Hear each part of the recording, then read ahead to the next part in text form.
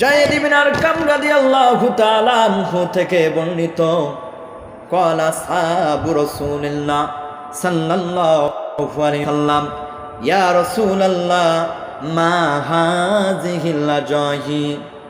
আল্লাহর নবীকে সাহাবায়ে কেরাম জিজ্ঞাসা করলেন, ওগো আল্লাহর নবী, ইয়া রাসূলাল্লাহ, ওগো আল্লাহর নবী, মা হাযিহিল আজাহি, এই কুরবানিটা কি?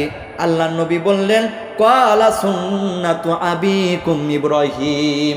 আল্লাহর নবী বললেন, ও সাহাবায়ে কেরাম, এটা হলো তোমাদের পিতা ইব্রাহিম আলাইহিস সালামের সুন্নাহ। সাহাবায়ে কেরাম বললেন, ক্বালু ফামা লানা ফিহা ইয়া রাসূলুল্লাহ। ওগো আল্লাহর নবী, বুঝলাম এটা আমাদের পিতা ইব্রাহিম আলাইহিস সালামের সুন্নাহ। ওগো আল্লাহর নবী, এর মধ্যে কি আমাদের কোনো সওয়াব আছে নাকি? আল্লাহর নবী বললেন, ক্বালা বিকুল্লি শারাতিন হাসানা। আল্লাহর নবী বললেন, প্রত্যেক পশমের বিনিময়ে, প্রত্যেক লোমের বিনিময়ে আল্লাহ তাআলা তোমাদেরকে সওয়াব দিয়ে দিবে। ফাসুফু ইয়া রাসূলুল্লাহ।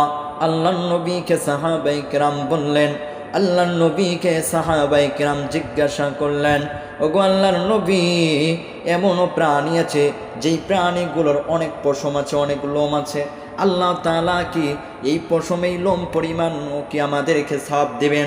আল্লাহর নবী বললেন, ক্বালা বিকুল্লি শারাতিন মিনাস সুফি হাসানা।